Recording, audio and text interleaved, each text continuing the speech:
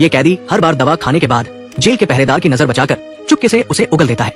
फिर जब ये पक्का हो जाता है कि आसपास कोई नहीं है तो वो चुपचाप भारी कीमत पर खरीदी गई एंटीबायोटिक निकालता है, दवा की बोतल के मुंह को पतली डोरी से बांधता है और फिर दूसरे सिरे को अपने पिछले दांत से बांध देता है। निगलने की हरकत से दवा को अपने गले में छुपा लेता है और आखिर में एक लाइटर निकालता है, उससे चकमक पत्थर निकालकर अपने नाखूनों की दरार में छुपा लेता है।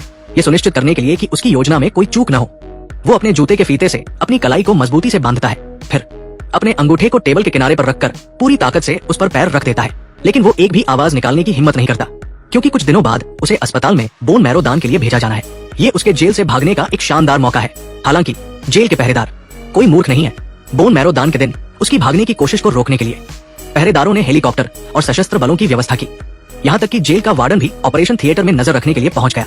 सर्जरी को सफल बनाने के लिए डॉक्टरों ने पहले उसे ऑपरेशन टेबल पर मजबूती से बांध दिया, फिर उसे कई एनेस्थीसिया के इंजेक्शन लगा दिए।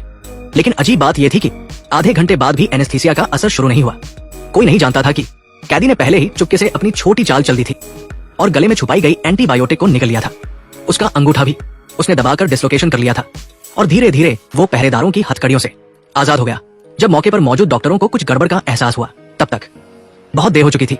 उसने एक लात मारकर पीछे के डॉक्टर को गिरा दिया, फिर नाखूनों की दरार में छुपाए गए चकमक पत्थर से आग जला दी और मौके पर ही एक डॉक्टर को आग का गोला बना दिया। जब ऑपरेशन थिएटर में अफरातफरी मच गई, कैदी ने जल्दी से अपने मुंह में छुपाई गई एंटीबायोटिक दवा को उगल दिया, फिर एक डिफाइब्रिलेटर उठाया और अस्पताल के कपड़े धोने वाले रास्ते में कूद गया। पाइप के सहारे पहली मंजिल के कपड़े धोने वाले कमरे तक फिसल गया। इस समय पहरेदार नीचे की ओर भागने की कोशिश में थे, लेकिन कैदी पहले ही कपड़े धोने वाले कमरे में पहुंचकर अपने लिए डॉक्टर की पोशाक बदल चुका था। जब पुलिस कपड़े धोने वाले कमरे में पहुंची, कैदी पहले ही पाइप के जरिए ऊपरी मंजिल पर लौट चुका था। ऊपर कोई पहरेदार न देखकर कैदी ने आसानी से एक डॉक्टर को बंधक बना लिया और उसे धमकाकर लेजर पेन से अपने पैर की जंजीर काटने को कहा, लेकिन उसे नहीं पता था कि जमीन पर खून के निशान उसकी लोकेशन को उजागर कर रहे थे। जल्द ही पुलिस खून के निशानों का पीछा करते हुए पहुंच गई। इस बीच एक नर्स को भी कुछ गड़बड़ का एहसास हुआ। वो मदद के लिए बाहर भागना चाहती थी, लेकिन कैदी ने उसे तुरंत चाकू से बंधक बना लिया। तभी पुलिस अफसर मार्क अचानक वहां पहुंचा। वो चाहता तो एक गोली से कैदी का खेल खत्म कर सकता था, लेकिन उसने ऐसा नहीं किया, क्योंकि अगर ये कैदी मर जाता तो उसके ल्यूकेमिया से पीड़ित बेटे का कोई इलाज नहीं बचता। अपने बेटे की जिंदगी बचाने के लिए मार्क को मजबूरी में हथियार नीचे रखना पड़ा और उसने आंखों के सामने कैदी को जाने दिया। लेकिन पुलिस ने हार नहीं मानी। उन्होंने तुरंत अस्पताल के सभी निकासों को सील कर दिया।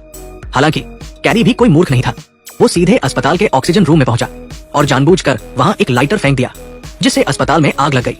उसे नहीं पता था कि इसी वजह से अस्पताल की बिजली पूरी तरह ठप हो गई।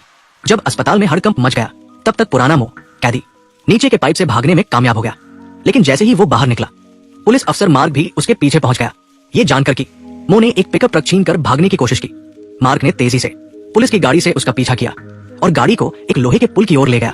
मार्क ने जल्दी से अपने साथियों को घेराबंदी के लिए तैयार होने को कहा, फिर गाड़ी की रफ्तार बढ़ाकर पिकअप ट्रक को आगे के चौराहे पर धकेल दिया।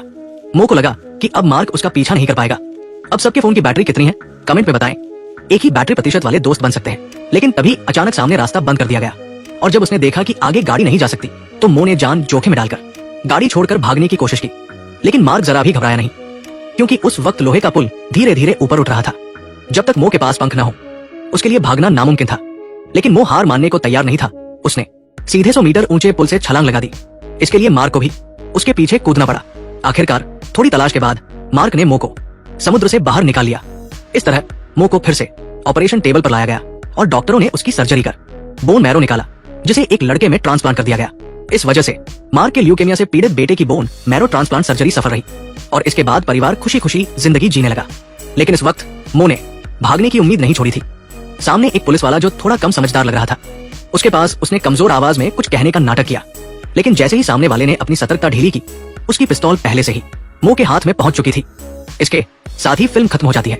ये फिल्म हमें बताती है कि जेल से भागना सचमुच बड़ा मुश्किल है, जब तक आपका IQ 150 न हो, वरना इसकी उम्मीद भी न करें।